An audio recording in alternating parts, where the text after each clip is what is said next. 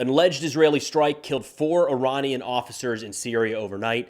The U.S. continues to strike Houthi targets, and a new report says that Hezbollah and the IRGC have advisors on the ground in Yemen helping the Houthis with targeting. What's going on, everyone? Let's take a look at some updates as it relates to the broader war that is now spread across the Middle East. I'm recording this at 9 a.m. Central on Saturday, January 20th, 2024. So on a personal note, I thought I had some work to do with the Army Reserve today, and I was wrong. So I got up this morning and shaved. Not happy about this. Do not like having to do this at all, but that's where we are today. So overnight, Iran says that 4 military advisors, members of the Islamic Revolutionary Guard Corps, or IRGC, were killed in what they say was an Israeli airstrike in Damascus, Syria. The attack is believed to have been carried out with 4 missiles and destroyed a 4-story building. Now, Iranian media said the attacks killed the IRGC's Syria intelligence chief, his deputy, as well as 2 other guard members. The Syrian Observatory for Human Rights, a UK-based campaign group, said that 10 people were killed in the strikes, including leaders of the Revolutionary Guard Corps. The state-run Syrian Arab news agency quoted a military source as saying that they had managed to stop some of the missiles, but that the attacks, which had hit a residential building, killed and injured some civilians. As of this recording, Israel has not commented on this strike, which is kind of to be expected. At times, Israel will outright say, the Syrian army fired at us, we responded, striking targets in Syria. When it comes to striking IRGC officers in Syria, these targeted strikes, we generally don't see anything confirming or denying from the Israeli side. Then the U.S. and the Houthis continue to go at it. Yesterday, U.S. Central Command announced that they had conducted strikes against 3 Houthi anti-ship missiles that were aimed into the southern Red Sea prepared to launch.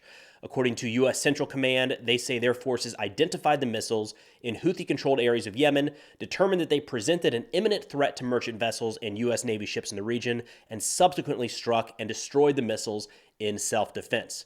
According to U.S. officials, this wave of strikes was carried out by F-A-18 aircraft that were launched off of the Dwight D. Eisenhower aircraft carrier.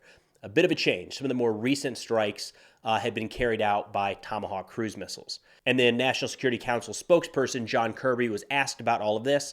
He said, quote, they, referring to the Houthis, continue to have offensive capability, and they continue to be willing to use it. We also have plenty of defense capability available to us, and we continue to use it as well. So this is like round 6, I think, of U.S. strikes against Houthi targets. There's no sign that it's going to stop anytime soon. While I don't think the Houthis carried out any attacks in the past 24 hours against anything in the Red Sea, I wouldn't read too much into that. There's really no sign that they're stopping anytime soon. Then in a shock to nobody, a report from Reuters yesterday said that commanders from the Iranian IRGC and Lebanese Hezbollah are on the ground in Yemen helping to direct Houthi attacks on Red Sea shipping.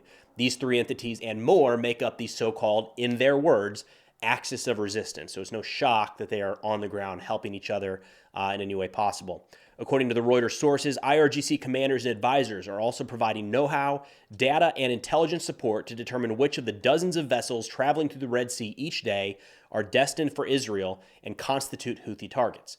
So as a reminder, what the Houthis have said is that they will target any Israeli ships or any ships headed to Israeli ports until Israel lifts the siege of Gaza and allows more humanitarian aid to flow in.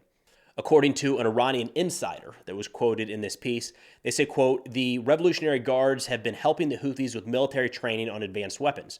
A group of Houthi fighters who were in Iran last month and were trained in an IRGC base in central Iran to get familiar with the new technology and the use of missiles, end quote. The IRGC did not respond to the Reuters request for any questions, and then the Houthis denied any Iranian or Hezbollah involvement in helping in any way, shape, or form, which is to be expected and kind of the stance they've taken in the past, kind of along the lines of we stand alone, we are fighting for reasons that we want to fight, carrying out actions that we want to carry out, really presenting themselves as an independent actor, just aligned with the interests of other parties. And then Abdulaziz Al-Sagar, the director of the Gulf Research Center, explained why this shouldn't be a surprise to anybody at all. He says the Houthis, with their personnel, expertise, and capabilities, are not that advanced. Dozens of vessels cross through the Bab el-Mandab daily. The Houthis don't have the means, resources, knowledge, or satellite information to find the specific target and attack. So a couple things here. We should not downplay the threat. that the Houthi missiles, drones, unmanned surface vessels pose to military or commercial vessels in the region. It's rather significant. So really, since the very first Houthi strike, there's been a lot of people saying that the targeting data here is almost guaranteed to have been provided by Iran. It's a significant capability to watch, 10 ships pass through this strait and say those 8 are good, but these 2 right here, those are the ones we're actually going to strike. The Houthis have made a few mistakes, but by and large, across all of these attacks they've carried out in the Red Sea, just about all of them have met the definition of what they have put out publicly as their targeting criteria. The reason for that is likely Iranian assistance. So I usually save this pitch for the end of the video, but thought I'd sprinkle it in a little earlier from time to time. We're doing a lot of work on Substack right now. A lot of energy is going towards that platform. If you remember a couple months ago, I talked about hiring some people, and we did. We brought them on, some experts, and they've helped with some videos here on YouTube. That's going to continue. But what we're really dialed in on here, especially starting February 1st, is going to be some new content there. Higher quality, higher volume content that you just can't find anywhere else. I think you're going to like it. If you like the topics I'm covering, I think this is going to be right up your alley. There's free options on Substack. If you want to sign up, you'll just get the email notifications when these new pieces come out. And that's really just step one. I got a full video I'll update here in a few days, kind of telling you the process that we're headed, that I think is an overall net benefit to everybody. More higher quality content for you all, which is because of you all, because of your support. So just trying to keep you in the loop. But in the short term, if you want to head over to Substack, again, there's a free subscription option. And you can kind of stay in the loop as to what we're doing in the next couple weeks. I think it's going to be really cool.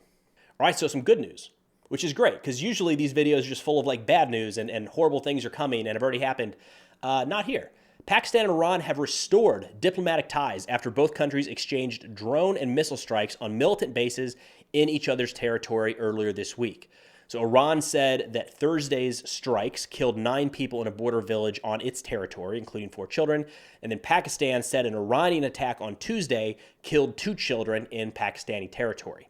The Pakistan Foreign Ministry said, quote, they agreed to de-escalate the situation. The return of ambassadors of the 2 countries to their respective capitals was also discussed, end quote. So hopefully this is a positive step, right? One portion of the overall fronts kind of kicking off across the Middle East, slowing down. Now, when we talked about the Iranian attacks into Pakistan and then the Pakistan response, one of the analysts that we cited was saying, hey, this probably did it. The Pakistan response probably stopped this because Pakistan is not interested in going to war right now with Iran. They've got their own challenges they're working on. And it showed Iran that the minute that Pakistan's territorial integrity is violated, Pakistan will respond with their significant military force, right? They have the capabilities to conduct significant strikes inside of Iran, and they showed you crossed that red line and immediately carried out a response, if you will. So again, good news. Hopefully we get that in here. Pakistan and Iran kind of dialing it back. Then turning to operations on the ground in Gaza. Israel says that over the past 24 hours, their forces neutralized an underground tunnel network, dismantled multiple tunnel shafts, located and neutralized multiple observation posts. Additionally, they say that Israeli forces conducted a targeted raid on terror infrastructure where dozens of rocket launchers, explosive devices, and intelligence documents were located. Turning to the Hamas side, they claimed responsibility for at least 15 attacks against Israeli forces in Gaza, including the detonation of a booby trap at a tunnel entrance that they say led to a number of Israeli soldiers being killed or wounded. There's not really been a change in the intensity of the fighting in Gaza over the past couple weeks. At times, we see fewer or more reports coming out from the two sides, but when you really step back and look at how the fighting has progressed, it is pretty much the same, which is kind of to be expected. As Israel moves further into central and southern Gaza, there's a couple possibilities there. One, they're going to run up against the same level of resistance because they have eliminated enough of Hamas in the north, so the fighting continues at this intensity until it tapers off and ends. There's the other possibility that the intensity increases. That's the idea that Hamas certainly had militants in the north, but very early on was able to move their fighters and equipment into the south around Khan Yunis and have set up defensive positions there in the idea of kind of a last stand, right? Give up territory, inflict casualties on the Israeli forces in the north, but then move back, hole up, probably around the hostages, to where Israel can't, use their air power advantage to just continually hammer some of these positions because they would risk killing some of the Israeli hostages, and from there kind of force Israel into a brutal foot by foot, meter by meter fight underground. So there's early reports coming out that as many as 20 rockets were fired at U.S. forces stationed at the Al-Assad Air Base in Iraq. I'm recording this again at 9 a.m. Central on Saturday, January 20th. So it's possible by the time you watch this video, we've got more information. I don't have much right now. So the likely culprit here is a variety of Iranian-backed militias that fall under what's called the Islamic Resistance in Iraq. It's a Shiite group, an umbrella group of mostly Iranian-backed Shiite militias, both in Iraq and some in Syria.